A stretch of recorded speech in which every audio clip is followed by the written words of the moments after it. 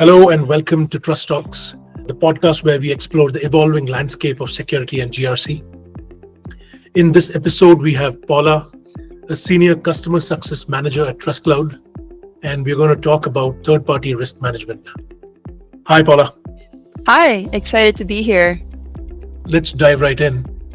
Yeah. According to you, what are the biggest challenges organizations face today in managing third-party risks?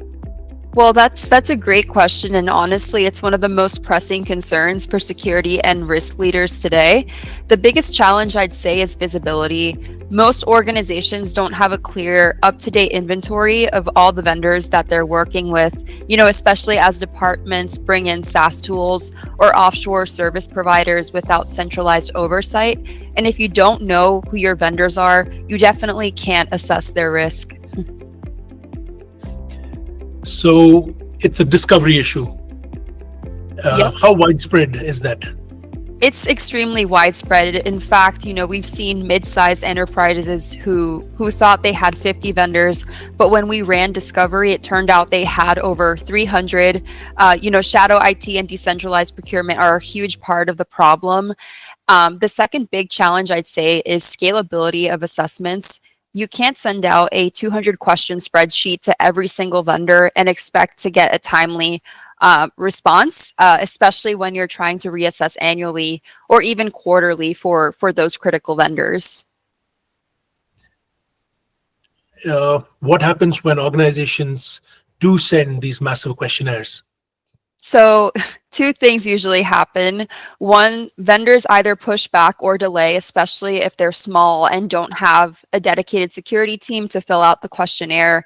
And two, internal teams spend weeks reviewing answers manually and often inconsistently. It's just not scalable, and frankly, it's not very risk informed. That brings me to the third challenge, which is contextual risk scoring. Most companies, treat all the vendors the same questions, same process, regardless of whether the vendor touches sensitive data or not.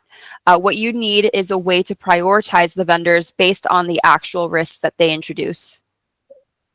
That makes sense. So is automation solving any of these issues? Absolutely, but only if it's smart automation.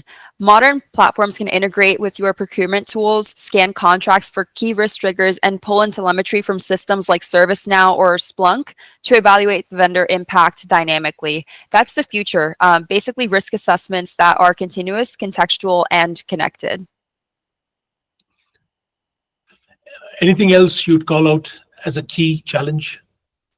Absolutely. Yes. I'd say regulatory pressure with frameworks like DORA, HIPAA, and ISO 42001, increasingly recurring third-party oversight. It's no longer just a best practice. It's a compliance mandate. And boards are asking tough questions. If you don't have a defensible third-party risk posture, you're exposed. So basically, to summarize, the key challenges, I'd say, are visibility, scalability, contextualization, and compliance pressure. And the solution lies in centralization, smart automation, and treating third-party risk as continuous and not just a one-time process. Super. Can you walk us through your typical third-party risk assessment process? Of course, our process is designed to be both risk-informed and efficient, especially as third-party ecosystems get more and more complex. We usually start with those vendor intakes and classifications. This means as soon as a team wants to onboard a new vendor, we collect key data, what kind of data the vendor will access, what systems it integrates with, geography, business function, and so on. So even before the vendor is onboarded, you're doing a bit of triage. Exactly. Not every vendor needs the same level of scrutiny. If they're just supplying office chairs, that's very different from someone who's processing customer PII. So we classify them typically into high, medium, or low risk tiers based on the impact and sensitivity. Next comes the assessment phase. For high risk vendors, we trigger a detailed security questionnaire, ideally aligned to, those industry standards like CAIQ or NIST 853. But we also pull in existing artifacts they might already have, like their SOC 2s, pen test reports, ISO certifications, to avoid that redundant work. How do you validate the answers you get from the vendor? Great question. That's actually where evidence collection and validation come in. We look for supporting documents like access control policies, encryption standards, or breach notification procedures. Increasingly, we also look at real-time signals from security rating platforms or vulnerability feeds, especially for those critical vendors. After that, we do run a risk analysis, and this is where our internal risk system and system scores the vendor across multiple domains, including data security, business continuity, regulatory compliance, and many more. And we can flag any red zones from there. And this is a one-time process or an ongoing process? That's the key that I was talking about earlier. It's not a one and done process. Once the vendor is approved and onboarded, we initiate that continuous monitoring. And that could include periodic reassessments, real-time alerts, breaches, and automatic reminders when a certification is about to expire. And finally, we do document everything, including assessment reports, approval decisions, risk acceptance notes in a centralized system. And that's definitely critical for audit readiness and for demonstrating to regulators or customers that we're on top of third-party risk. Sounds like a lot of moving parts. How much of that is automated for you? Increasingly, a lot of it, the goal is to automate the repetitive tasks like sending out questionnaires, chasing responses, and matching evidence to controls so that the risk teams can focus on the analysis and exceptions. With the right tools, we've seen companies cut their third-party risk assessment time by over 60%. Wow. How do you prioritize vendors and tailor risk assessments based on their criticality? That's a great question. Prioritization is absolutely essential because treating every vendor the same leads to inefficiency and wasted time and effort. The first thing we do is gather contextual information during vendor intake. And this includes what data the vendor will handle, what systems they'll integrate with, the business function they support, and whether they impact regulated operations like finance or healthcare. So you're not just looking at contract value or vendor size. Exactly. A low-cost vendor could still introduce high risk if they're touching sensitive data or mission-critical infrastructure. So we score vendors across, multiple dimensions, including data sensitivity, system access, compliance scope, and business impact. And based on that, we assign them a risk tier, typically high, medium, or low. What we do next is we tailor the risk assessment depth accordingly. So for high-risk vendors, we run a detailed assessment, comprehensive security questionnaires, policy reviews, and maybe even direct interviews or audits. We'll also ask for SOC 2 reports, encryption standards, incident response plans, and many more documents if needed. What about vendors that are medium or low risk? Yeah, so for medium, low risk vendors, we typically streamline the process, maybe a shorter questionnaire or just collecting existing certifications. And then for the low risk vendors specifically, we might skip those formal assessments altogether and just track them in our system with a note on why they're deemed low risk.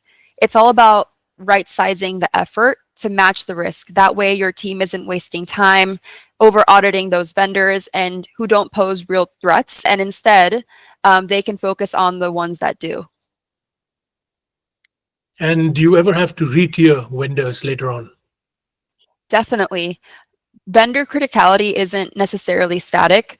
A vendor can launch a new integration, start handling customer data, or even, get acquired, as we've seen in today's market. That's why we build in reassessment triggers like contract renewals, scope expansions, or changes in their security posture. In some cases, continuous monitoring tools can even auto-flag these changes, so you know when to escalate their risk tier and re-engage them for a deeper review.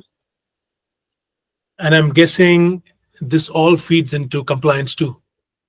Absolutely. Regulators now expect evidence that you're not just doing due diligence, but that you're doing it risk-based.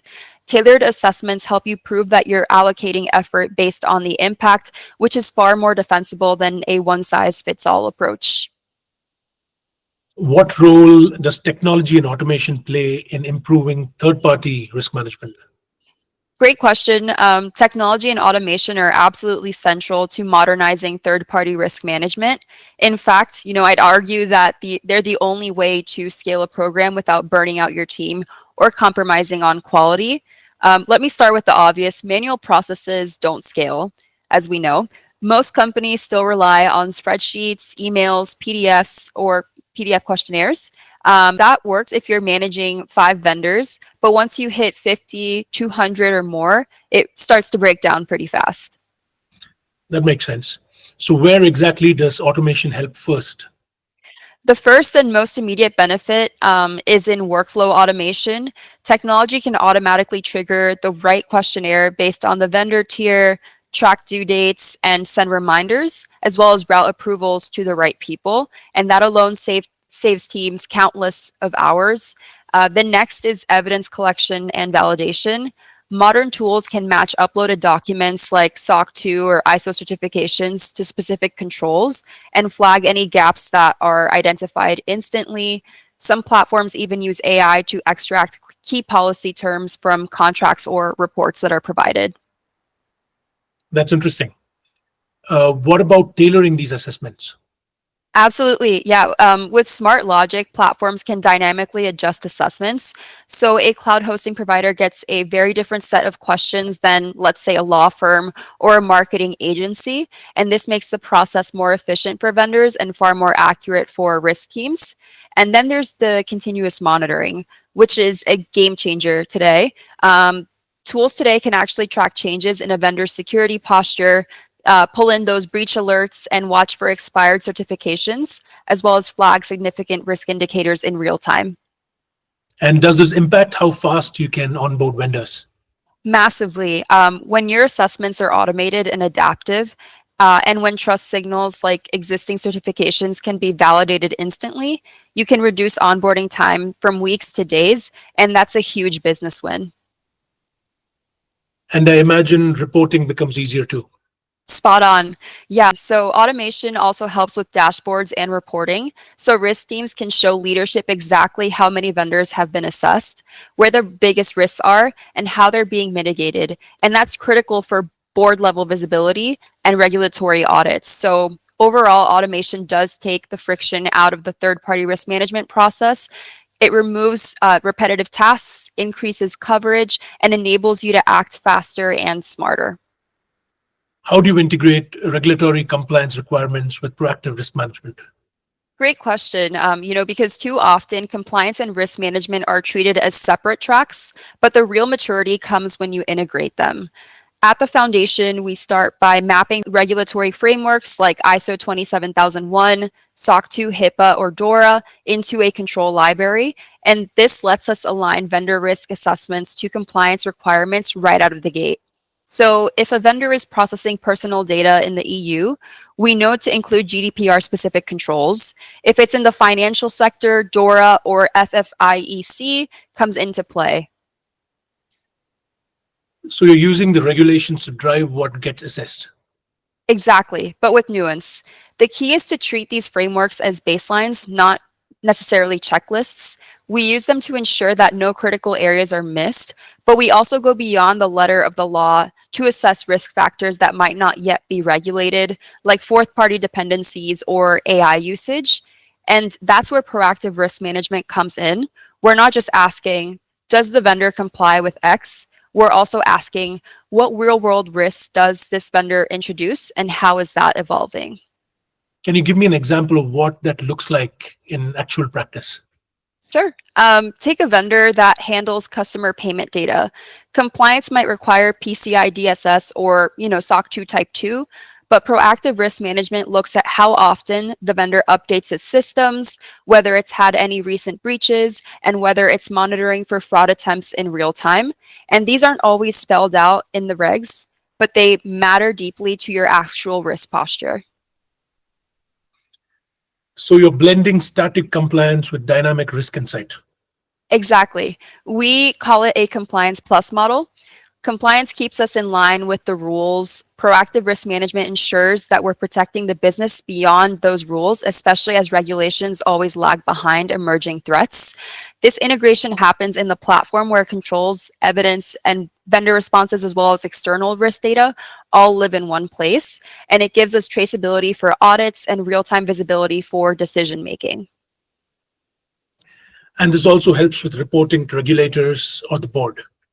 Absolutely. When you have both views, regulatory compliance status and actual risk exposure side by side, you can give a far more compelling and defensible report. Boards love it, regulators trust it, and security teams can finally move out of reactive mode. So in short, what I'm trying to say is regulations give you the guardrails, but proactive risk management gives you the foresight. And when you fuse those two, that's when real operational resilience happens. That sounds great. What strategies help maintain strong vendor relationships while enforcing security standards? That's actually such an important question because third-party risk management isn't just about control, it's also about collaboration. The first key strategy is to approach security as a partnership, not a policing function. And from the very start, we frame our security expectations as a shared goal, helping both organizations reduce risk, protect customers, and also stay compliant. And that tone makes a huge difference in how vendors respond. So it's about framing and tone? Exactly. If you open with a 300 question checklist and zero context, vendors will get defensive. But if you say, we're here to help you succeed in our ecosystem, here's what matters most to us, you create trust. And we also explain why we're asking for certain things, like how MFA or breach notification clauses help us both meet regulatory and contractual obligations. Another strategy is tiering and tailoring. Not every vendor needs the same level of rigor, as I said earlier. So when we apply the right-sized assessments based on vendor risk, we're respecting their time, resources, and that consideration builds goodwill as well. And what happens when a vendor pushes back or can't meet a requirement? It happens. That's where we shift from checklist to dialogue. If a vendor can't meet a control, we ask, what alternative safeguards do you have in place? Sometimes it's about timelines. We'll agree on a remediation plan. Other times it's about educating them on why a control is necessary, especially for smaller vendors unfamiliar with enterprise-grade security. And when vendors do make improvements based on our feedback, we acknowledge it. So positive reinforcement goes a long way. Do you ever share tools or resources to help them improve? Absolutely. We often point vendors to free policy templates, sample security documentation, or even lightweight tools they can use. It's a subtle shift from being an auditor to being a trusted advisor, and that elevates the relationship. And, lastly, we maintain transparency. We let vendors know where they stand in our risk register, shared any feedback we have, and communicate any upcoming changes in our standards. And this avoids surprises and helps them plan ahead as well. So it's really about building trust while holding the line. Exactly. Strong vendor relationships aren't built by lowering standards. They're built by communicating clearly, being consistent, and showing that security is a shared value. And when you treat vendors like partners, you get better outcomes, faster responses, stronger controls, and long-term alignment. That makes sense. Where do you see third-party risk management evolving in the next few years? I'd say we're at a turning point in third-party risk management. Over the next few years, I think we'll see it shift from being a reactive spreadsheet-driven process to becoming a real-time intelligence-led discipline. One major evolution is toward continuous risk monitoring. Right now, most assessments are static, done once a year, maybe quarterly, depending on the vendor criticality, but risk doesn't wait. Breaches, leadership changes, and geopolitical shifts can all change a vendor's risk profile overnight. So we'll see more platforms integrating external threat intel, compliance feeds, and real-time signals to detect and respond dynamically. Something like what TrustCloud does. Exactly. So the days of annual questionnaires are numbered, in your opinion? Absolutely. Questionnaires will still exist, but they'll become smarter and more targeted. The future is about automated evidence collection, pulling logs, certifications, or audit trails through APIs instead of relying on vendors to fill out these long forms. that we're seeing today. We'll also see AI playing an even bigger role, not just in automating tasks, but in helping teams prioritize. For example, using natural language processing to analyze contracts for risk clauses, or using ML to flag anomalies in vendor behavior as well, is what I think is going to happen in the future. And what about the regulatory angle? Will that shape the future too? Definitely. I mean, regulations like DORA, NIS2, and ISO 42001 are making third-party risk a board-level issue. Organizations will need to demonstrate that they're not just doing these assessments, but doing them continuously, contextually, and defensively. And that actually means more focus on risk quantification, turning qualitative assessments into metrics that CISOs and boards can act on. Think, this vendor introduces a 12% increase in data breach exposure rather than this vendor is a medium risk. Do you think this will impact how vendors themselves behave? Yes, and in a good way. So vendors will start offering proof of trust upfront, real-time access to their certifications, policies, and control effectiveness. And this transparency will actually become a competitive differentiator. It's already happening in some ecosystems. Think of it as the trust API economy. And in short, we're moving towards a world where third-party risk isn't just a checkbox. It's a living layer of enterprise security, faster, smarter, and more integrated into day-to-day operations. Thank you so much, Paula. It was great having you on the podcast today.